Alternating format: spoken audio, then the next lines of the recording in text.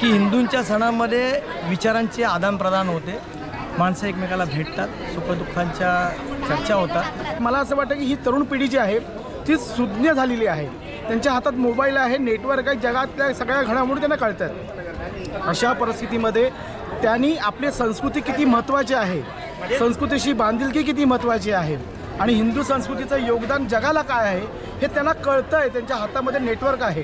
त्यामुळे मला असं वाटतं त्यांनी जागृत व्हावं, हा वारसा सगळ्यांनी मिळून करावा।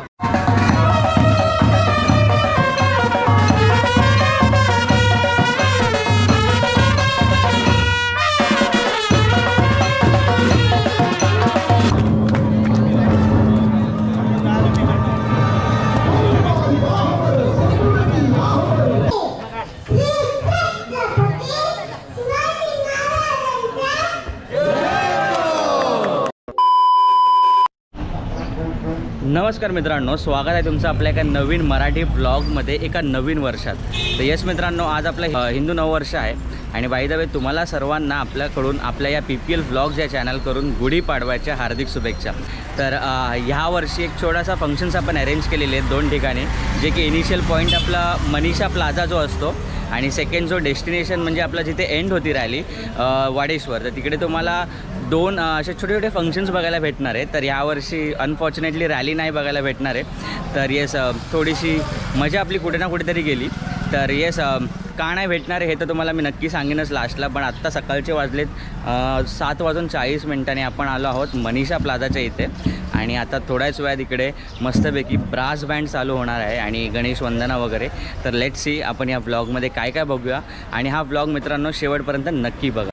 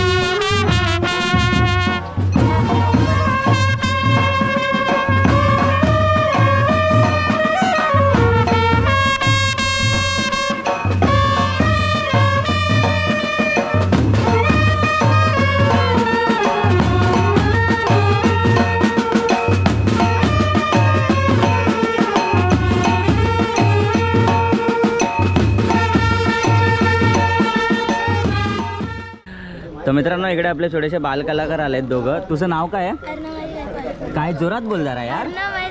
अर्णव गायकवाड। आणि तुझं? रुचिका बांगरे। रुचिका बांगरे। तर बाय द वे मस्त ड्रेसअप करून आलेत। या निमित्तानं उपस्थित सर्वांचे हार्दिक स्वागत। चैत्र ऋतूला गुढीपाडवा हिंदू नववर्षानिमित्त सर्वांना हार्दिक हार्दिक शुभेच्छा। आता आपल्या विभागातील 2 बालकलाकार आपल्या समोर आविष्कार प्रस्तुत करणार आहेत। अर्णव महेश गायकवाड, रुचिका बांगरे।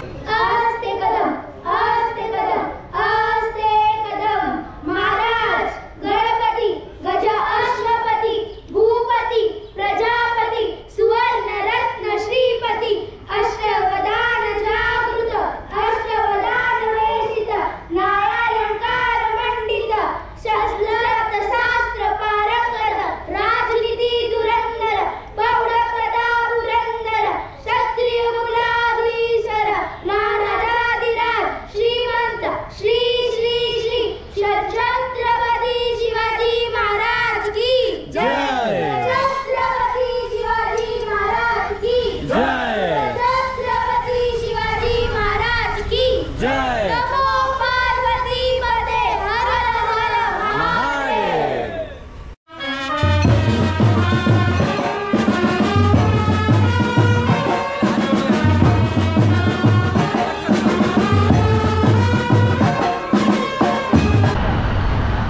तर मित्रांनो आता आपला मनीषा प्लाझामधील कार्यक्रम झालेला आहे आणि त्यानंतर अराऊंड आता वाजलेत 8:40 आणि आता आपण चाललो आपल्या वाडेश्वरमध्ये. तिकडे सुद्धा एक छोटंसं फंक्शन होणार आहे अराऊंड 1 तासाचं. तर यस हा ब्लॉग तुम्ही शेवटपर्यंत नक्की बघा. आणि तुम्ही बघू शकता तिकडे माझा मित्र आहे आणि त्याच्या बाईकवर आपण चाललो आहे.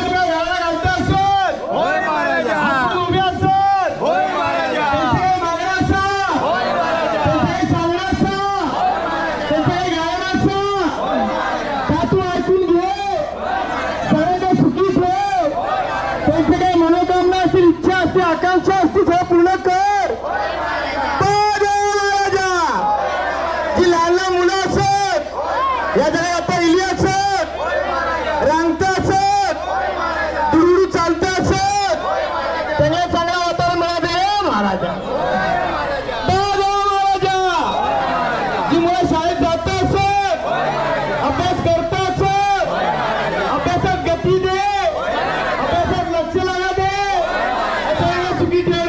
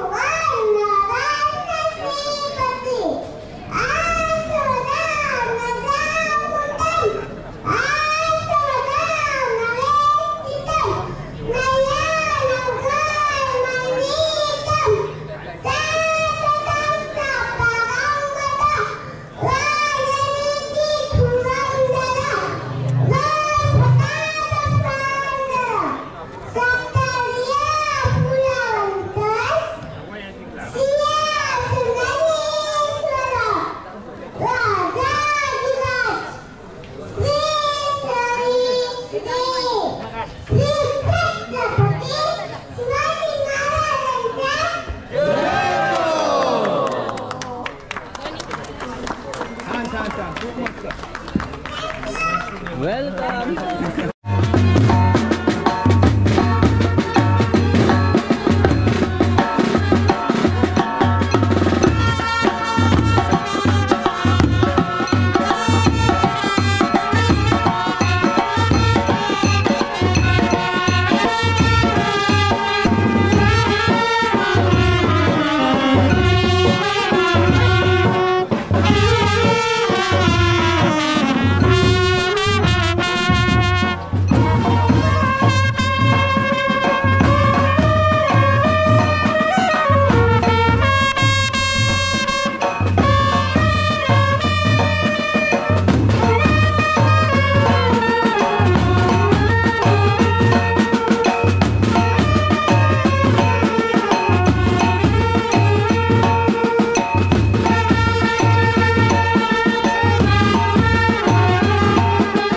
तर मित्रांनो, आपल्यासोबत आहे संजय काका, जे दरवर्षी काही ना काहीतरी एका वेगळ्या रूपात येतात आणि काही ना काहीतरी मेसेज वगैरे देत असतात.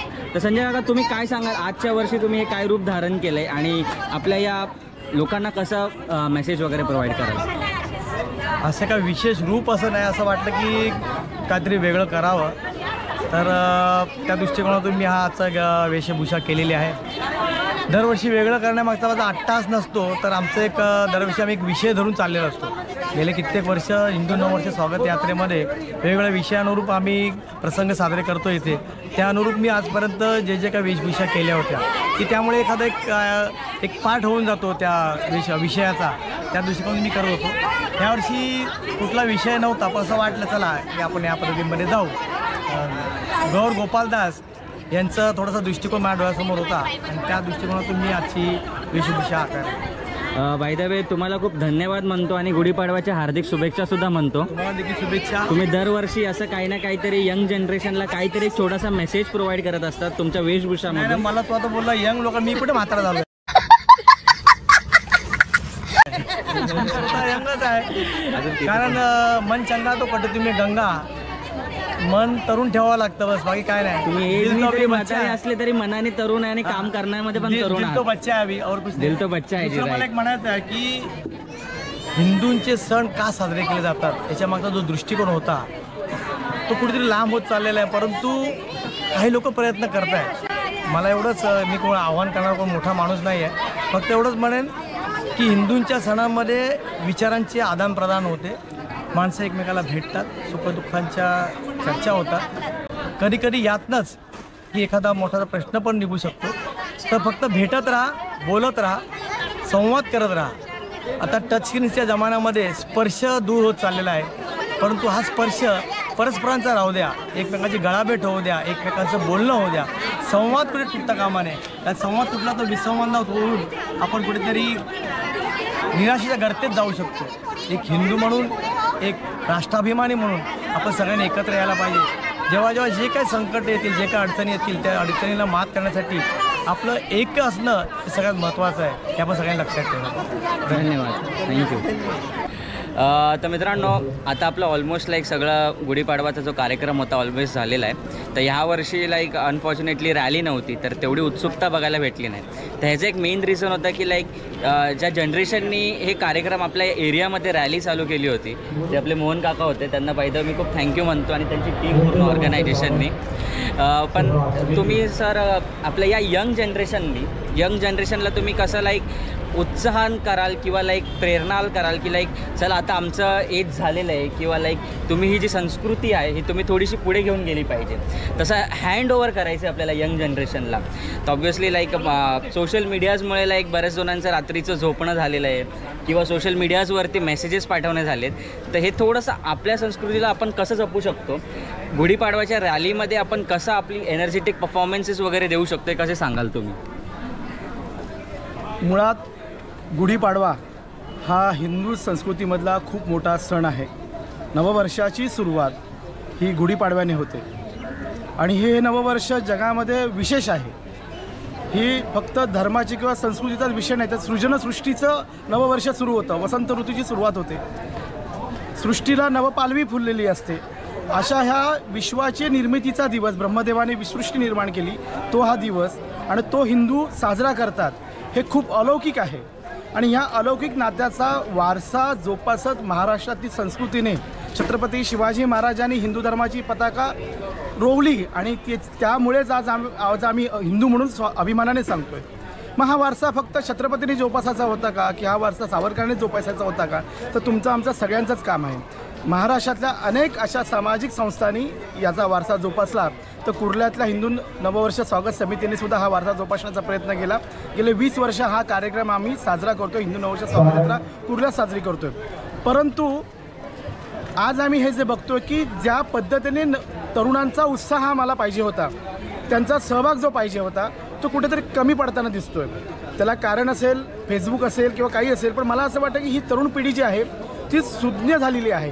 त्यांच्या हातात मोबाईल आहे, नेटवर्क आहे, जगातल्या सगळ्या घडामोडी त्यांना कळतात. अशा परिस्थितीमध्ये त्यांनी आपली संस्कृती किती महत्त्वाची आहे, संस्कृतीशी बांधिलकी किती महत्त्वाची आहे आणि हिंदू संस्कृतीचं योगदान जगाला काय आहे हे त्यांना कळतं आहे. त्यांच्या हातामध्ये नेटवर्क आहे. त्यामुळे मला असं वाटतं त्यांनी जागृत व्हावं, हा वारसा सगळ्यांनी मिळून करावा.